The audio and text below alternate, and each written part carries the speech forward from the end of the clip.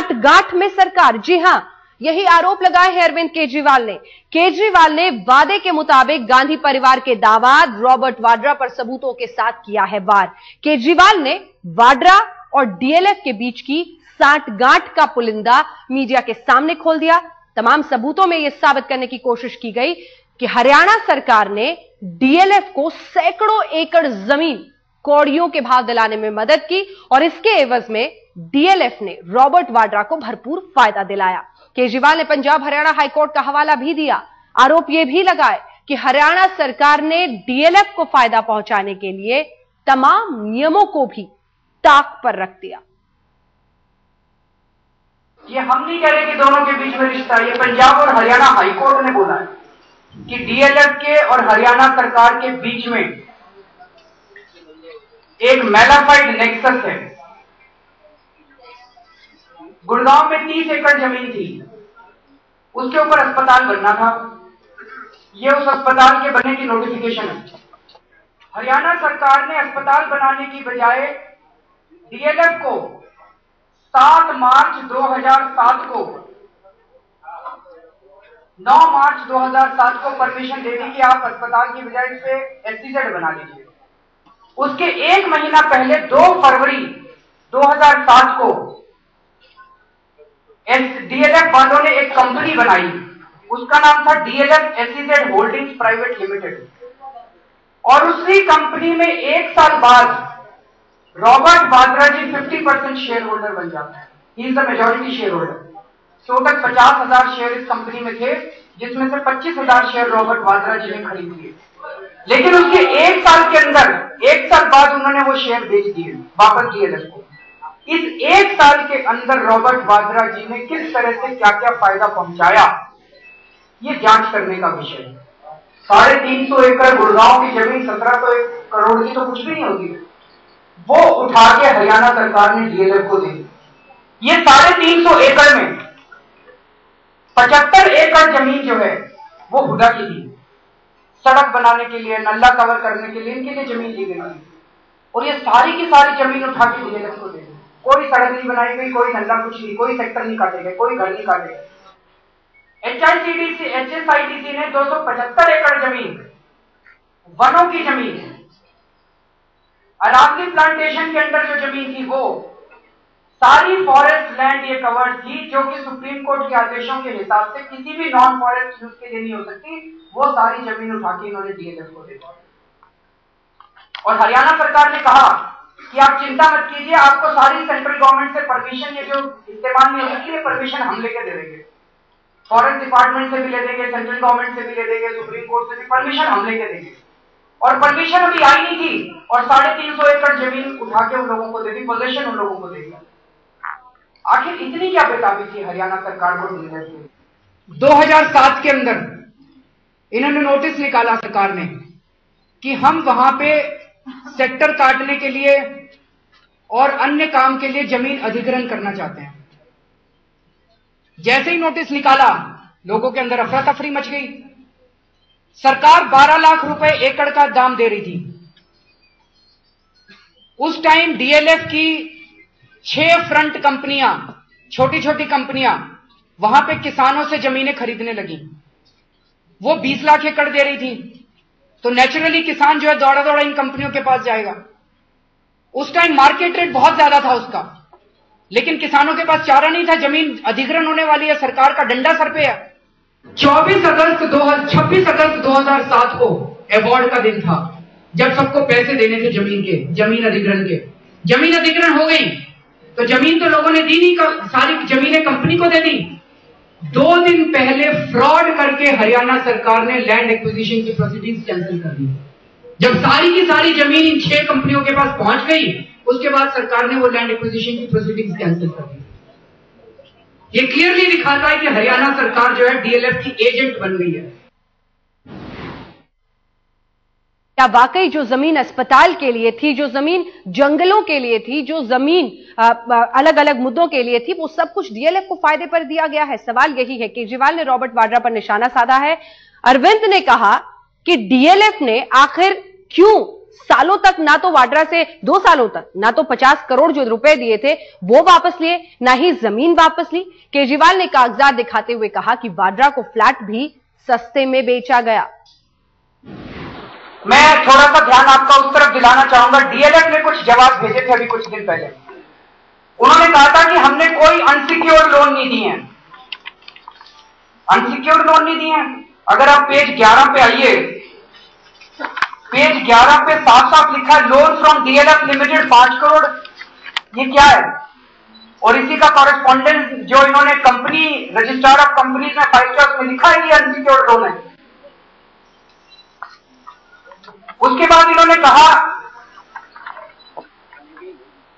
इन्होंने 50 करोड़ रुपए का एक एडवांस दिया है। कहते हैं ये 50 करोड़ रुपए का एडवांस तो हमने जमीन खरीदने के लिए दिया था। हम रॉबर्ट वाड्रा जी से जमीन खरीद रहे थे मानेसर की, और हमने 50 करोड़ रुपए का एडवांस दे दिया। बहुत अच्छी बात है। पहली बात तो 90% 58 करोड़ रुपए कहते हैं, 58 करोड़ रुपए की जमीन थी, 50 करोड़ एडवांस दे दिया। वो एडवांस डीएलएफ के पास 2 साल तक पड़ा रहा और जमीन भी पड़ी रही। ना जमीन ली डीएलएफ वालों ने, ना एडवांस वापस लिया। इतनी दरियादिली तो हमने बिजनेस में कभी नहीं देखी। और कहते हैं आर्म्स लेंथ प्रिंसिपल पे हम लोग काम करते हैं रॉबर्ट वाड्रा जी के साथ।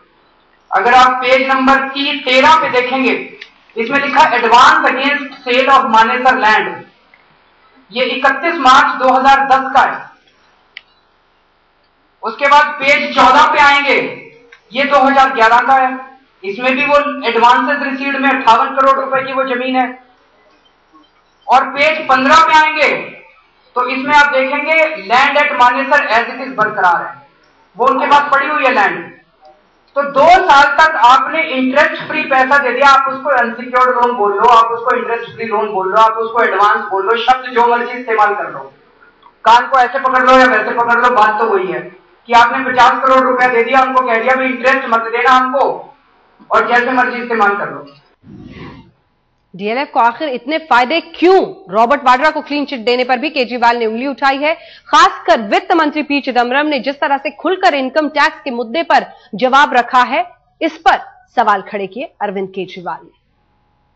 मैं इनकम टैक्स डिपार्टमेंट में था, अगर इतनी सारी इंफॉर्मेशन आ जाती ना तो ये कंपल्सरी केस था स्क्रूटिनी का, और शायद झंडेवाला यूनिट जो है, झंडेवाला वाले रेड मारते हैं, ये फिट केस था इनकम टैक्स की रेड के लिए। लेकिन जिस देश के वित्त मंत्री खड़े होकर कह दें कि भाई उन्होंने इनकम टैक्स का ठीक फाइल किया है, चिदम्बरम साहब इनकम टैक्स ऑफिसर है क्या इसके, रॉबर्ट वाड्रा जी? वो इनकी स्क्रूटनी करते हैं, वो इनकी असेसमेंट करते हैं क्या? इनकम टैक्स एक्ट के अंदर फाइनेंस मिनिस्टर को कोई पावर नहीं दी गई है, लेकिन वो एक मैसेज भेज रहे हैं नीचे के ऑफिसर्स को कि कोई हिम्मत मत करना इनकी इनकम टैक्स रिटर्न को टच करने की। फाइनेंस मिनिस्टर इस देश का खड़ा होकर कह दे नहीं नहीं इसकी रिटर्न ठीक है। किस आईटीओ की हिम्मत है जो इसको छू देंगे? किस आईटीओ की हिम्मत है जो 143(2) का नोटिस भेज देंगे इनको स्क्रूटनी के अंदर? कोई हिम्मत नहीं कर सकता। ये फिट केस है रेड मारने के लिए, फिट केस है पूरी इंफॉर्मेशन जानकारी देने के लिए। ये अपने आप में एक बड़ा सवाल है जो देश के कई लोगों को परेशान कर रहा है कि आरोप रॉबर्ट वाड्रा पर लगे हैं, जवाब देने सामने आते हैं इस देश के वित्त मंत्री, इस देश के कानून मंत्री। रॉबर्ट वाड्रा पर केजरीवाल के लगाए आरोपों से खफा कांग्रेस ने कहा है कि अरविंद केजरीवाल ये सब कुछ सिर्फ पब्लिसिटी हासिल करने के लिए कर रहे हैं। राशिद दलवी ने और क्या कुछ कहा है ये हंसने की बात है जो तमाम आरोप है, सुनिए।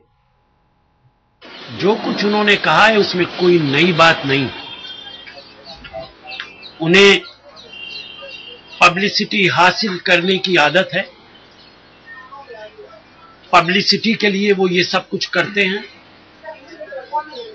जिस तरीके के डॉक्यूमेंट्स उन्होंने मीडिया के सामने दिखाए हैं, ये कैसे पता चलेगा कि ये जेन्युइन डॉक्यूमेंट्स हैं कि नहीं, ये सही कागजात हैं कि गलत कागजात? कौन तय करेगा इस बात? मैं इसे नहीं मानता कि ये किसी तरीके का कोई सबूत है, और अगर किसी तरीके का कोई मुद्दा वो उठाएंगे तो हरियाणा गवर्नमेंट उसका जवाब देगी। अभी तक उन्होंने कोई ऐसी बात नहीं कही है जिसका जवाब देना मैं उचित समझता हूं। क्या उन्होंने हरियाणा गवर्नमेंट को कोई दरख्वास्त दी है कि इस तरीके का श्वेत पेपर वो लेकर आए, व्हाइट पेपर लेकर आए? क्या उन्होंने अप्रोच किया है हरियाणा गवर्नमेंट को? किसी तरीके की कोई दरख्वास्त दी है? एक महीने में रेप की 12 वारदात किसी भी राज्य की कानून व्यवस्था के लिए ये चिंता की बात होनी चाहिए। फिर भी कांग्रेस अध्यक्ष सोनिया गांधी कहती हैं कि यह हाल सिर्फ हरियाणा का नहीं बल्कि पूरे देश का है। सोनिया जिंद के सच्चा खेड़ा में गैंगरेप की पीड़ित परिवार के आंसू पोंछने गई थी, लेकिन लड़कियों की सुरक्षा देने में हुड्डा सरकार की नाकामी मानने से कर दिया इनकार और कह दिया कि तमाम राज्यों में यही होता है।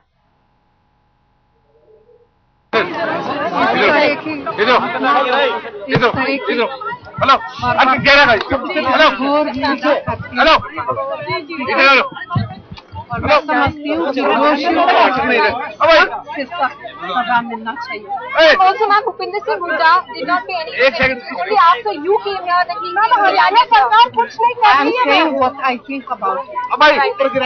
मैं जानती हूँ कि इस तरह की घटनाएं बढ़ रही हैं, केवल हरियाणा में नहीं बाकी प्रदेशों में।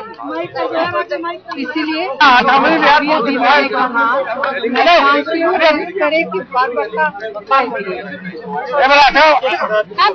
और इसके बारे में कुछ सख्त Reaction from Kha Panchayat leaders saying that the age for marriage for girls should be reduced.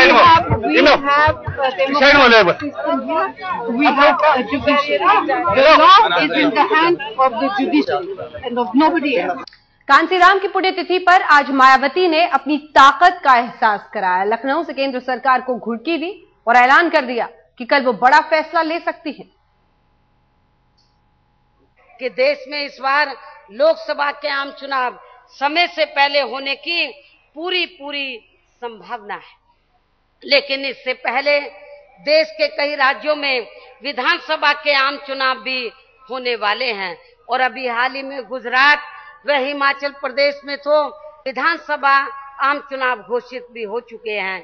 इसलिए आज आप लोग मान्यवर श्री कांशीराम जी की 6वीं पुण्यतिथि पर ये संकल्प करके जाएंगे कि अब हमारी पार्टी देश में जो भी चुनाव लड़ती है तो उसमें हमें अपनी पार्टी की नीतियों के तहत चलकर देश हित में व सर्वजन हिताय एवं सर्वजन सुखाय के लिए रात दिन मेहनत करके बहुत अच्छा रिजल्ट दिखाना है। तो सरकार के लिए तमाम मुसीबतों के बीच ये एक और नई मुश्किल